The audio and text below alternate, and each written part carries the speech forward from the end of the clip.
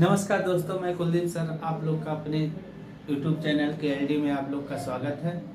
आज मैं आप लोग के बीच में कुछ प्रयोग लेकर आया हूं जो जिसके बारे में हम आप लोग को बताएंगे और इसमें पढ़ने में आप लोग को भी रुचि आएगी, हमको पढ़ाने में भी रुचि आएगी, बताने में। तो आइए उसके बारे में डिस्कस और क्या होता है उसे हम करते हैं। देखिए, हम कुछ चीज़ें लाए हैं, जैसे आप लोग पढ़ते हैं हाइट, हाइट और हाइट, ये पढ़ते हैं दोस्तों।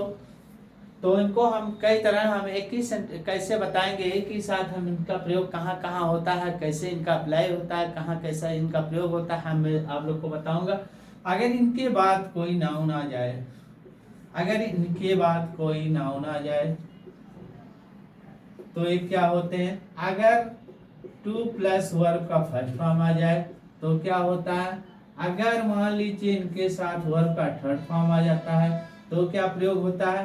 अगर इनके साथ बीन प्लस वर्ब का थर्ड फॉर्म आ जाए तो क्या होता है। अगर इनके साथ बीन प्लस वर्ब के फर्स्ट फॉर्म में आईएनजी आ जाए तो इनका यूज कैसे करते हैं।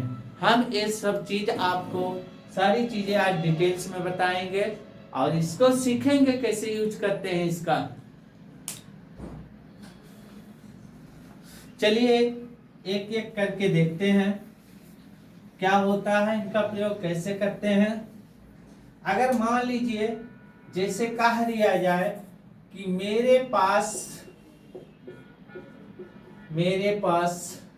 एक किताब है, तो मेरे पास एक किताब है, यहाँ पास आया, कोई चीज आपके अधिकार में है, इसलिए इसके साथ हम यहाँ मेरे का अंग्रेजी क्या हो जाए, आई हैव आ बुक। मेरे पास एक किताब है। आई, अब हैव का प्रयोग किसके किसके साथ करते हैं। अगर किसी सेंटेंस में सब्जेक्ट आई हो, बी हो, यू हो, दीज हो, दोज हो, दे हो या एक से अधिक नाम हो तो उनके साथ हम किसका प्रयोग करते हैं, पास के लिए हैव का प्रयोग करते हैं। अगर मान लीजिए कह दिया जाए कि उसके पास एक कलम है, उसके पास एक कलम है, तो यहाँ क्या हो जाएगा, उसके की अंग्रेजी क्या हो जाएगा, ही हो जाएगा, और पास की अंग्रेजी क्या लगा देंगे, हैज लगा देंगे, आ पेन। उसके पास एक कलम है, ये हो जाएगा। अब रही बात हैज का प्रयोग किसके किसके साथ करते हैं। हैज का प्रयोग हम ही, सी, इट, दिस, दैट और वन नेम के साथ करते हैं, एक नाम के साथ करते हैं। अब आगे बढ़ते हैं। अगर किसी नाम, ये हो गया, और इसी हैज और हैव का पास्ट होता है दोस्तों। अगर हैड का प्रयोग करते हैं तो यही चीज हमारा, जैसे कह दिया जाए कि राम के पास एक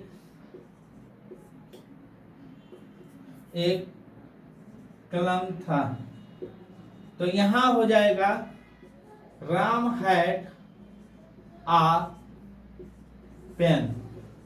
राम हैड आ पेन, जिसे आप लोगों ने अब ये देख लिया कि अगर मान लीजिए कि हैव और हैड के बाद नाउन आता है तो ये उस पर अपना किसी सब्जेक्ट का, किसी डोयर का अपना उस पर अधिकार होता है, वहां हम हैव और हैड का प्रयोग करते हैं अधिकार बताने के लिए। और जब अधिकार होता है तो हैव हैड के तुरंत बाद कोई नाउन आता है।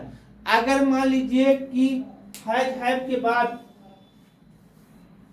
यदि हैव और हैड के तुरंत बाद मान लीजिए कि टू वर्ब का फर्स्ट फॉर्म आता है तो एक चीज किस चीज को बताता है। अगर मान लीजिए कि हैज,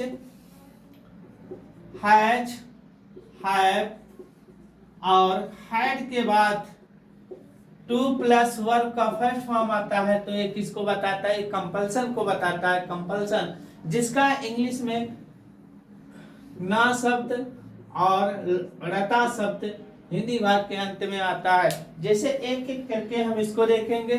जैसे कह दिया जाए कि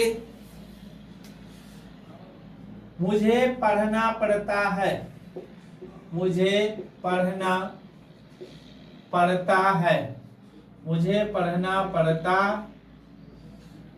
या पढ़ना है।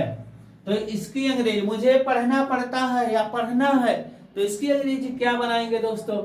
इसके लिए हम एक कंपल्सन को बता रहा है कि मुझे पढ़ना पड़ता है या पढ़ना है, तो ऐसे कंपल्सन बताने के लिए हम हैज, हैव और हैड टू का प्रयोग करेंगे। लेकिन कैसे करेंगे? ये सब्जेक्ट के अनुसार, यहाँ सब्जेक्ट क्या है उसके अनुसार हम हैज, हैव और हैड टू का प्रयोग करेंगे। और टेंस के अनुसार कि हमारे टेंस किसमें, प्रेजेंट टेंस में, इसलिए यहाँ हैव का प्रयोग होगा आई के अनुसार। जैसे कह दिया जाए मुझे पढ़ना पड़ता है या पढ़ना है, तो क्या हो जाएगा? I have to read. जैसे उसे जाना है या जाना पड़ता है, तो क्या हो जाएगा दोस्तों? इसी तरह बनाते जाएंगे, he has to go.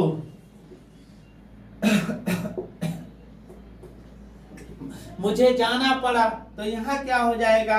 I had to go. उसे खाना पड़ा, उसे खाना पड़ा, इसका क्या बनाएंगे?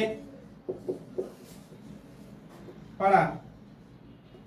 She had to eat। ये हो गया दोस्तों। अगर मान लीजिए कि हैव है जो और हैड के बाद टू प्लस वर्ब का फर्स्ट फॉर्म आता है, तो यहाँ कंपल्सन को बताता है। अभी हम आगे बताते हैं वर्ब का थर्ड फॉर्म आता है, तो किसी कार्य का पूर्ण होना बताता है। अगर मान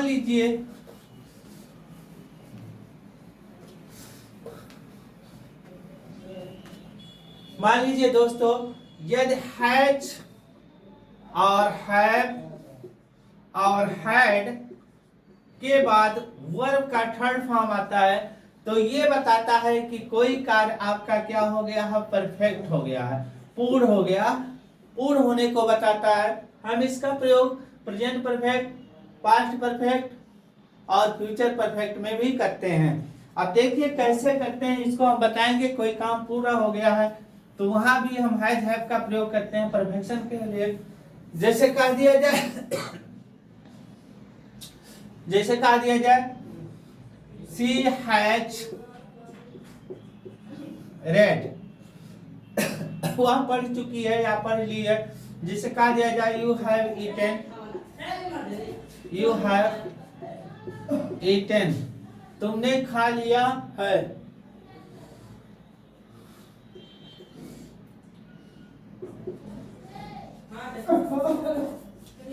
शी हैज कम, वह आ चुकी है। इसका ये होगा। अगर मान लीजिए पास्ट में बनाते हैं तो हो जाएगा जैसे आई हैड गॉन, मैं जा चुका था। तो ऐसे वाक्यों को बनाने के लिए हम हैज, हैव, हैड के तुरंत बाद वर्ब का थर्ड फॉर्म करते हैं। अगला पार्ट हम कल आप लोग को बताएंगे। चलिए, बहुत बहुत धन्यवाद, नमस्कार।